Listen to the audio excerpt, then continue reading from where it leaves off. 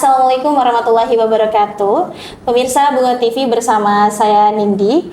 Selamat datang di program Sehat Bersama Rumah Sakit Umum Haji Hanafi. Dan kali ini kita akan membahas tema penting, mengenal dan mencegah diabetes. Telah hadir bersama kita Dr. Feni Listiani, dokter spesialis penyakit dalam dari Rumah Sakit Umum Haji Hanafi. Dan kita sapa dulu ya pemirsa Bunga TV. Selamat siang dokter. Selamat siang. Iya, gimana kabarnya dokter? Sehat? Sehat, alhamdulillah. Alhamdulillah. Siang hari ini cerah ya dokter ya? Sangat cerah sekali. Sangat cerah, seperti senyuman dokter yang bikin kita bisa diabetes nih. Jangan sampai. Jangan sampai ya dokter ya. Gini dokter, banyak masyarakat yang mungkin masih belum tahu ya, pemirsa Bunga TV, apa sebenarnya yang dimaksud dengan diabetes? Sebelum saya menjawab pertanyaan dari Nindi ya, saya akan menyapa permisa dulu dan mengucapkan selamat ulang tahun. Karena bulan November ini sebanyak sekali momen-momen kesehatan. Pada tanggal 12 November itu Hari Kesehatan Nasional, tanggal 14 November Hari Diabetes Dunia, kemudian tanggal 16 November Hari Ulang Tahun PABDI, perkumpulan dari Persatuan Penyakit Dalam di Indonesia ya. Nah, jadi kembali ke pertanyaan Saudari Nindi ya, itu masalah diabetes ya. Benar. Jadi memang diabetes itu di kalangan masyarakat disebut dengan penyakit gula. Nah, itu disebabkan karena tidak berfungsi baiknya kadar insulin di dalam darah. Insulin itu adalah suatu hormon yang berguna untuk bekerja untuk menormalisir gula darah di dalam darah. Nah, insulin ini mungkin bisa saja meningkat atau kerjanya yang tidak maksimal. Maka disebut dengan diabetes. Disebut dengan diabetes ya dokter ya. Kenapa diabetes? Tadi kan dokter mengatakan bahwasanya diabetes itu adalah penyakit gula. Berarti manis ya dok? Manis. Kenapa disebut begitu dok? Karena memang diabetes itu kadar gula darah di dalam darah itu tinggi. Okay. Nah, itu kalau zaman-zaman dahulu ya, itu zaman-zaman dahulu itu sebelum alat secanggih ini untuk mendeteksi gula darah, itu kalau nenek-nenek kita dulu kalau mau tahu ini penyakit gula itu kan sudah lama ya. Iya. Ini penyakit gula atau tidak ya, mereka kencing. Nah, kalau kencingnya itu dikerubungi oleh semut, nah ini diabetes, ini sakit gula nih gitu. Iya. Dulu kita memakai dulu sebelum cek gula darah, kita memakai cek gula di dalam urin atau kencing. Nah, itu kalau kadarnya tinggi, nah itu dianggap diabetes, penyakit gula. Tetapi sekarang tidak dipakai lagi karena banyak sekali penyakit-penyakit lain yang menyebabkan gula darah tinggi atau dari makanan-makanan yang kita konsumsi. Oh begitu. Apakah benar diabetes hanya menyerang orang yang sudah tua aja dok? Oh, ya diabetes itu sendiri sebenarnya tidak hanya menyerang orang tua, tetapi untuk zaman-zaman sekarang itu sudah mengenai usia-usia muda. Hal ini disebabkan dari pola gaya hidup kita sekarang sudah mulai berubah ya. Lebih sering mengkonsumsi manis-manis, kemudian kurang olahraga, banyak magernya, kemudian semuanya serba instan, sedikit-sedikit bisa ini ya dianterin, sedikit-sedikit tinggal tunggu gitu. Tidak ada usaha untuk berjalan. Nah, salah satunya itu. Jadi di usia muda sudah mulai sekarang. Faktor dulu memang diabetes itu semakin meningkat kejadiannya di usia tua. Tetapi untuk saat sekarang itu sudah mulai di usia-usia muda. Ya. Jadi sebelum kita diabetes itu sebenarnya ada dua ya. Oh, ada dua. Iya, jenisnya sebenarnya ada empat golongan. Itu ada diabetes mellitus tipe 2. Nah, itu yang sering terjadi di masyarakat kita. Kemudian ada diabetes tipe 1. Diabetes tipe 1 itu adalah memang kadar insulin dalam darahnya tidak ada atau kurang karena faktor genetik atau memang ada kelainan secara idiopatik di pankreasnya. Karena insulin itu dihasilkan di pankreas ya. Nah, itu kayak diabetes tipe 1 yang wajib pakai insulin karena memang kadar insulinnya nggak ada. Itu biasanya sejak kecil sudah ketahuan. Yang ketiga itu diabetes gestasional, yaitu diabetes ditemukan pada ibu-ibu hamil. Ya. Nah, yang keempat adalah diabetes lainnya. Diabetes lainnya. Baik pemirsa Bunga TV, nanti kita bakal kembali lagi di segmen kedua. Tetap di Bunga TV, selalu di hati.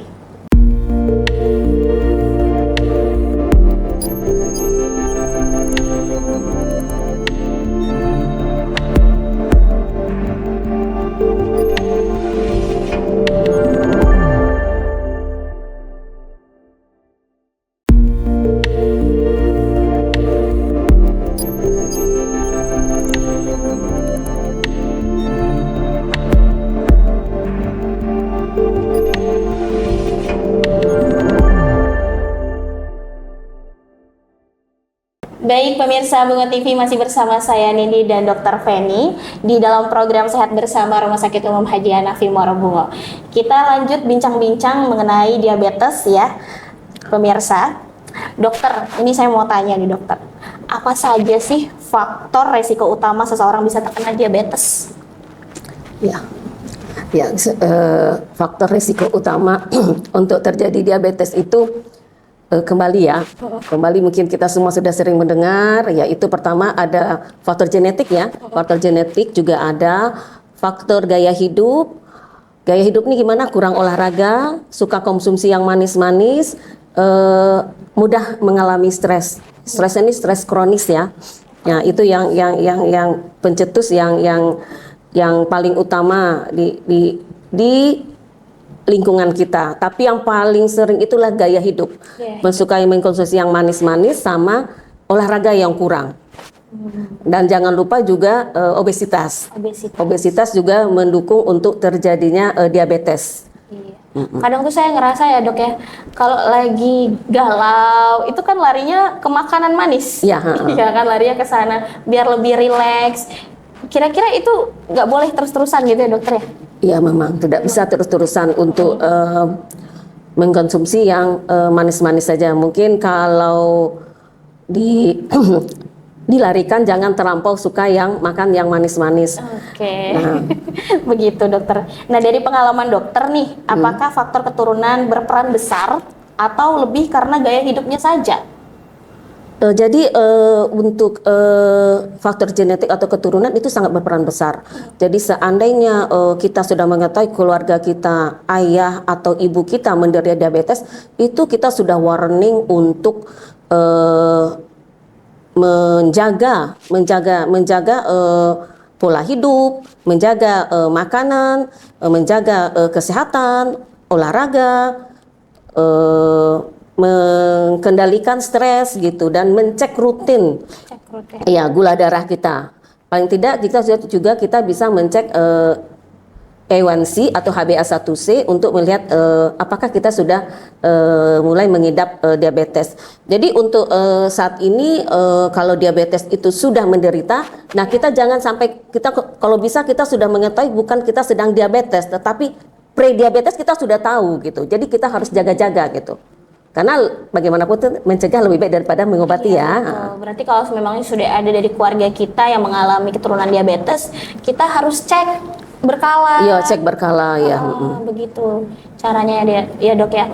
Karena memang kan kadang anak-anak muda seperti saya itu ya, kadang abai terhadap kesehatan, kayak ya kan diabetes orang tua, saya enggak gitu ya biasanya dok ya. Anak-anak muda itu memang mereka ngerasa ya sudah sih nanti aja diobatin gitu ya dok.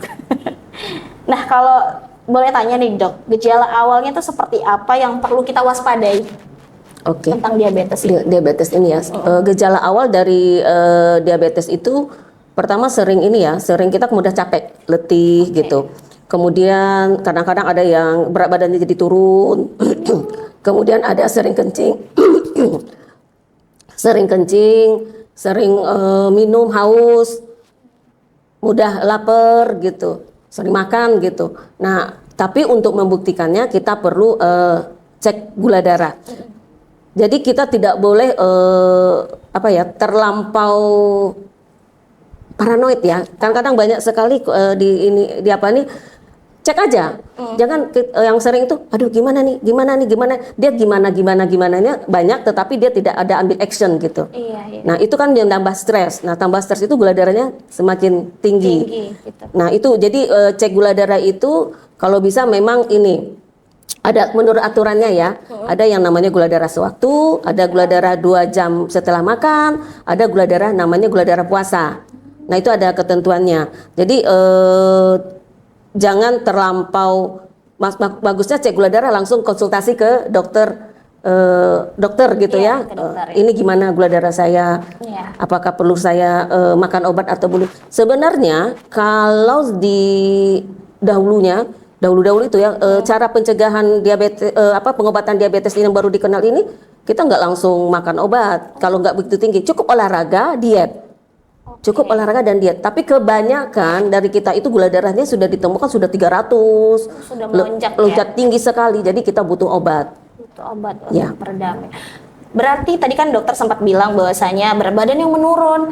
Berarti tidak menutup kemungkinan juga untuk orang-orang yang kurus juga bisa kena diabetes. Bisa. Oh, bisa ya. Bisa. Bisa. Jadi misalnya pasien ini dulunya gemuk, tiba-tiba kok badannya kurus gitu. Oh, begitu. Bisa salah satunya ya. Iya. Salah satunya bisa disebabkan oleh diabetes. Tetapi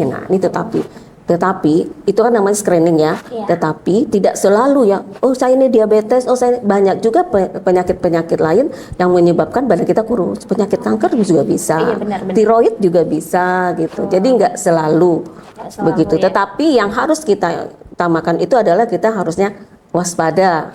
Nanti waspada dengan diabetes ini. Gitu. Oke. Baik pemirsa Bunga TV, itu tadi penjelasan dari Dokter Feni mengenai faktor-faktor diabetes ya. Nanti kita bakal kembali lagi di segmen berikutnya. Jangan kemana-mana, tetap di Bunga TV, selalu di hati.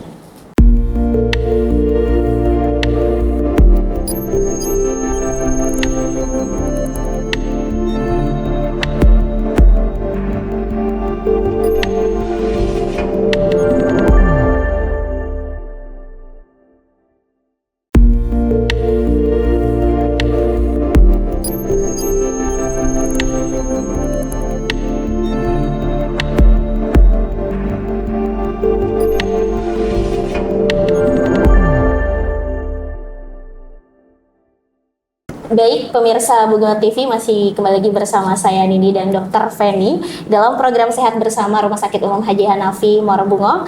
Kita masih membahas tema penting ya tentang mengenal dan mencegah diabetes. Nah, kalau tadi kita udah tanya-tanya sama Dr. Feni, apakah diabetes itu faktornya keturunan, kemudian pola hidup? Iya, benar ya dari dokter ya. Nah, orang juga banyak bilang dokter bahwasanya mencegah itu lebih baik daripada mengobati, seperti yang dokter bilang tadi kan. Nah, apa langkah pencegahan yang paling efektif dokter untuk diabetes ini? Seperti yang sudah saya katakan tadi ya, pencegahan yang paling efektif adalah menjaga pola hidup. Balik lagi ke pola hidup tetap. Jadi banyak penderita atau yang belum, itu yang paling sulit itu adalah mengatur makanan. Iya. Mengatur makanan, dan kadang-kadang ada pola hidup itu salah satunya kan olahraga, diet ya, mengelola stres gitu. Nah, kalau salah satunya gimana dok ininya makannya gitu. Ada malahan dia terlampau ini ya, terlampau seklek dengan ininya, seklek dengan makanannya. Nah, itu dia sebenarnya nggak suka makanan ini dibatasi, tapi dia ingin karena dia ingin sehat. Tapi kok gula darah saya masih tinggi juga dokter. Padahal saya sudah batasi makanan saya ini. Iya, kamu mungkin makanannya dibatasi, tetapi hati nurani kamu berkata ini memberontak kata saya. Itu kan bisa bikin stres juga ya. Nah, bisa saja itu. Atau salah salah pengertian. Jadi dokter kami tidak boleh makan nasi ya. Jangan, dia mungkin nggak makan nasi. Ibu-ibu kita yang kayak gitu suka gitu. Oh, saya diet loh, saya nggak makan nasi. Tetapi jajanannya banyak, pisang gorengnya 4, tahunya 5. Nah itu sama juga bohong. Itu lebih tinggi lagi kadar gula darah, indeks glikemiknya ya. Iya. Jadi kalau ingin makan yang sehat itu gimana? Kita makan seperti biasa, mungkin porsinya dikurangi. Yang dikurangi itu porsinya apa? Karbohidratnya. Karena yang paling tinggi kadar gula itu kan karbohidratnya. Jadi kalau porsi makannya itu kan, misalnya sepiring nasi, itu 1/4 aja nasi. Setengahnya sayur, apalagi proteinnya. Nah itu yang jadi itu yang dijaga. Lalu dokter, saya juga dapat pasien dokter, saya kalau makan nasi bulog gula darah saya jadi turun. Saya pikir kenapa ibu merasa turun tuh? Kalau saya pikir secara logikanya gini, nasi bulog maaf ya, nasi bulog itu kan kurang ini ya, kadar kadarnya. Kalau orang yang biasa ini makannya enak, tentu nafsu makannya jadi turun ya. Jadi mungkin yang kalau kadar beras yang bagus untuk kadar indeks glikemik itu beras merah. Beras merah. Dibandingkan beras putih. Lebih bagus beras merah. Nah, jadi jangan pula terlampau dibatasinnya itu nggak sesuai. Nah, boleh nggak kalau kita sakit gula boleh nggak kita makan buah-buahan gitu? Boleh, tetapi dibatasi. Maksudnya gitu, buah-buahan mengandung gula nggak? Ngandung. Pisang sangat mengandung. Mangga yang manis juga sangat manis itu, mengandung. Benar. Jadi biasanya makannya sekali makan itu 1, mungkin kita cuma 1/4 aja gitu. Bukan nggak boleh ya. Jenisnya nggak ada dipantangi ya, jenis nggak dipantangi ya. Tapi semuanya boleh, tapi dibatasi kadarnya. Nah, gitu aja kadarnya. Anak-anak muda sekarang kan bilang, oh nggak boleh makan coklat, oh berarti makan mangganya 1 kilo gitu kan dokter. Itu salah ya, mungkin seperti itu. Kalau 1 kilo mungkin jarang juga ya, cuma 1 buah itu sudah untuk dia sendiri kan. Itu sudah luar biasa gulanya dokter ya. Sudah. Kalau kita ganti karbonya itu dengan karbo yang lain seperti kentang mungkin. Sangat bagus sekali. Sangat bagus sekali. Ya, kentang agak kurang ya, indeks glikemiknya bagus. Kentang, apalagi ubi-ubian. Nah, sekarang kan banyak tuh orang jualan ini ya, rebusan. Nah, itu budaya yang harus kita tingkatkan terus kan dokter. Iya, bahwasanya sekarang itu orang-orang udah pada melek tentang kesehatan. Sudah tahu bahwasanya diabetes ini berbahaya. Begitu. Jadi masyarakat sudah anak-anak muda sekarang sudah sering olahraga, tetapi setelah olahraganya itu ngapain? Nah itu yang jadi masalah. Makan bakso kayaknya dokternya. Sudah olahraga langsung cari konsumsi makanan yang manis-manis, atau setiap olahraga langsung minum air tehnya yang manis setinggi ini gitu. Ya. Nah itu sama juga, enggak ini ya. Sama juga kurang baik ya. Kurang baik. Kemudian bagaimana kalau tadi kan tentang pola makan dokter. Nah, dokter mengatakan bahwa olahraga itu penting dalam menjaga kadar gula darah. Sebaiknya nih berapa kali kita olahraga dalam seminggu atau dalam seharinya? Jadi yang penting itu olahraganya rutin ya. Olahraganya rutin, tidak mut-mutan. Kan kita sering tuh kalau kita baru-baru ingin ikut nge-gym gitu, nggak perlu nge-gym, maksud nge-gym rajin, ya tuh 1 minggu lagi hilang gitu, nggak seperti itu. Jadi yang paling santai itu yaitu jalan kaki cepet aja, 30 menit cukup sehari, 5 kali dalam seminggu, atau renang atau bersepeda, boleh sepeda statis boleh, sepeda dinamis maksudnya di luar outdoor misalnya kayak biasa boleh, kan kita banyak itu ada, atau olahraga kalau kita kan pakai ini. Tapi dokter kan ibu saya termasuk gemuk ya badannya. Kalau saya bilang, ayo bu olahraga, ibu aku tuh bakal bilang, ya kan beres-beres rumah udah olahraga. Ya banyak seperti itu. Banyak seperti itu. Pasien saya mengatakan, ibu olahraga apalagi saya kurang katanya. Saya ini bu dari pagi sampai sore itu kerja saya bersih-bersihin di rumah. Atau barangkali bapak-bapak olahraga lagi yang kurang. Saya ini suka kebun loh bu. Ke kebun. Nah saya tanya ke kebun itu bapak jalan kakinya berapa kilo? Sudah itu kan kalau ke ibu-ibu kan nyapu. Sudah tuh ketemu orang lewat, mbak atau ayo gitu kan, ngomong sebentar, ngobrol lagi. Nah itu kan ada jeda waktu ininya. Kita kan intensnya itu, jadi jalan kaki 30 menit gitu. Nggak juga jalan kaki sambil duduk.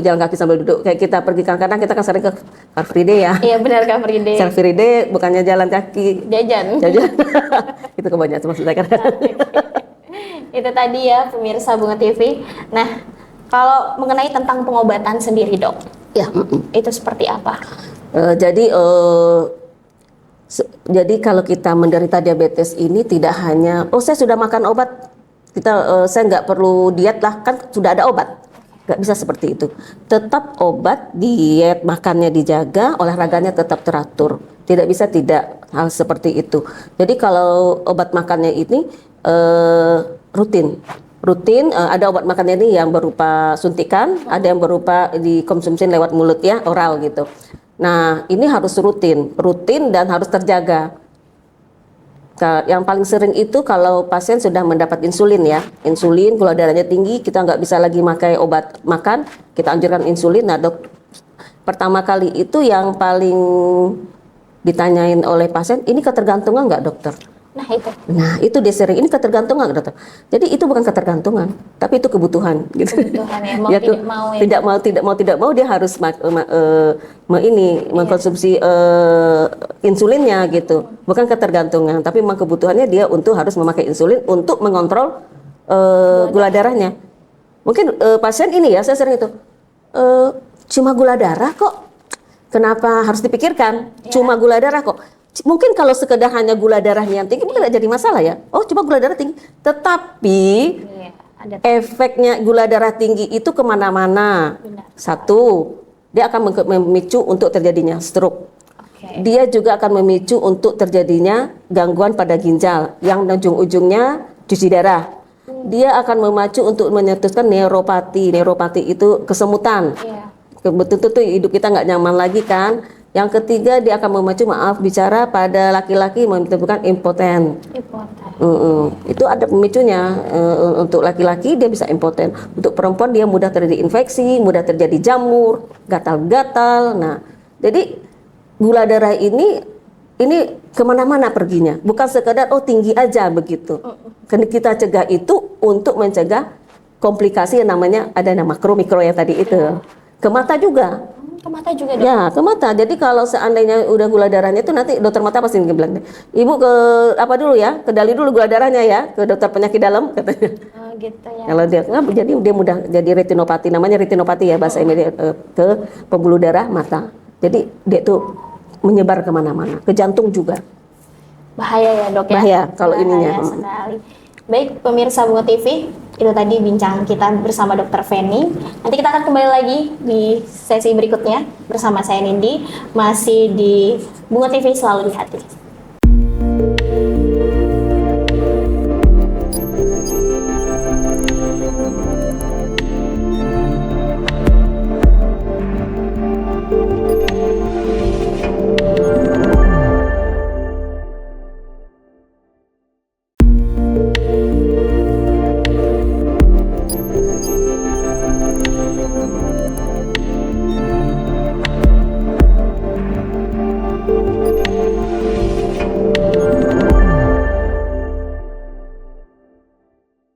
Baik pemirsa Bunga TV, masih bersama saya Nindi di program Sehat Bersama Rumah Sakit Umum Haji Hanafi dengan hidup manis tanpa diabetes. Tema kita pada hari ini, kita sudah masuk ke segmen terakhir atau sesi terakhir ngobrol bersama Dr. Feni ya, pemirsa Bunga TV.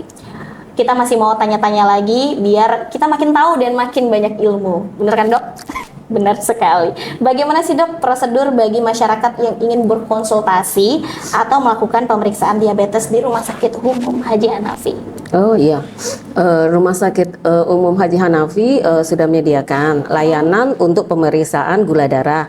Tidak itu aja, sudah pemeriksaan HbA1c dan pemeriksaan lainnya. Nah juga bisa kalau pasien-pasien yang memang dikenal diabetes, kita tetap akan nanti mengkonsultasikan ke dokter. Sekarang ini kebetulan kita belum punya dokter ahli gizi ya, ke bagian gizi untuk pola makannya, begitu. Dan juga kita akan mendeteksi komplikasi yang terjadi pada diabetes. Pasti kita akan menanyakan apakah dia ada kebutaan, apakah ada kesemutan. Nah, dan juga kita lakukan pemeriksaan. Seperti biasa, kalau untuk konsultasi ya kita buka layanan poli, poli penyakit dalam gitu. Bisa ke sesuai dengan yang sudah dilakukan di RSUD Hanafi. Jam pelayanannya mulai jam 8 sampai nanti jam 12 untuk Siang ya. untuk pelayanan ininya. Nah, apakah Rumah Sakit Umum Haji Hanafi juga menyediakan layanan rawat jalan, laboratorium, atau pemeriksaan pengunjung untuk pasien diabetes? Bukan pengunjung, penunjang ya. Penunjang, iya, Ya. baik. Oh ya, seperti yang saya bilang tadi. Iya. Ya, itu nanti kita akan seandainya diabetes itu sering berkolaborasi nanti kalau lukanya yang sering, kalau pasien sudah diabetes itu, nah itu yang saya bilang tadi, dan kita akan alhamdulillah di sini kita sudah ada dokter spesialis bedah kardiovaskuler, sudah ada bedah lainnya. Nah, itu kita bisa konsultasikan dokter spesialis mata sesuai dengan komplikasi yang dimiliki oleh si pasien. Pasiennya. Berarti kalau seandainya sudah luka gitu, berarti udah parah. Ya, kalau sudah luka parah. Jadi gini, mungkin saya ingatkan juga pada hari diabetes ini pencegah lebih baik daripada mengobati. Nah, pasien-pasien yang sudah menderita diabetes, saya ingatkan lagi, jangan pernah berjalan tidak memakai sendal atau sepatu yang lembut. Oke. Mau tidur, tolong sebelum tidur itu diperhatikan kakinya, tidak mukanya. Kakinya, karena mereka sudah menderita kebanyakan neuropati. Neuropati itu dia kalau berjalan itu kalau tertusuk paku atau jarum dia nggak merasa.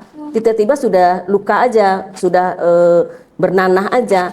Nah, diharapkan nanti penderita-penderita diabetes itu harus memperhatikan kakinya. Karena kakilah yang lebih sering, kan kaki yang kontak di tanah ya. Iya. Kadang-kadang kita dimana mereka nggak merasa. Ada sebagian pasien kita juga itu luka bakar. Dia merasa ini, dia memasukkan kakinya ke dalam air panas. Jadi dia merasa ini air panasnya nggak panas karena kaki dia sudah nggak berasa, sarafnya tidak sensitif lagi. Ternyata itu melepuh karena panas, sangat panas sekali. Dia tidak merasa panas, panasnya sedang aja dia merasa panas, tetapi itu ternyatanya panasnya sangat panas sehingga akhirnya melepuh dan itu menjadi luka bakar. Nah, itu yang paling kita hindari kepada pasien. Jadi nggak ada ya cerita kata tetangga saya, ibu saya berjalan untuk ini ke aspal yang panas, tidak, itu bisa luka. Itu Bisa luka.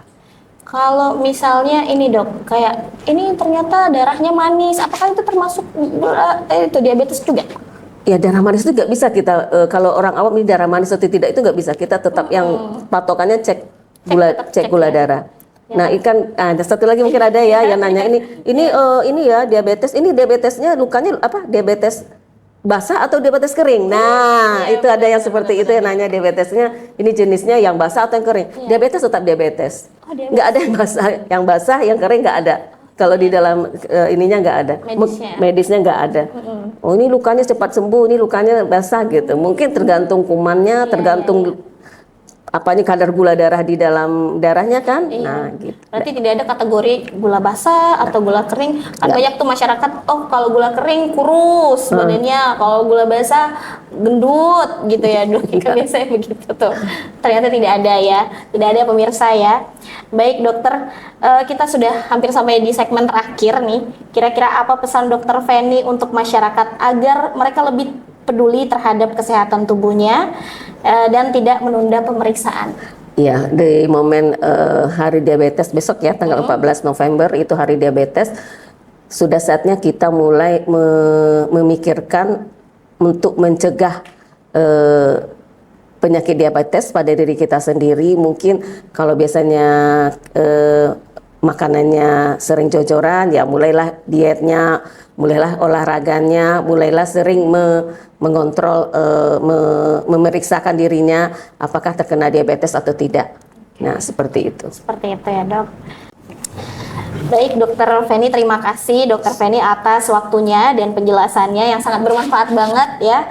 Dan semoga masyarakat Muara sendiri juga makin sadar bahwa pentingnya menjaga kesehatan sejak dini. Baik pemirsa Bunga TV, bersama saya Nini dan dokter Feni, kita pamit.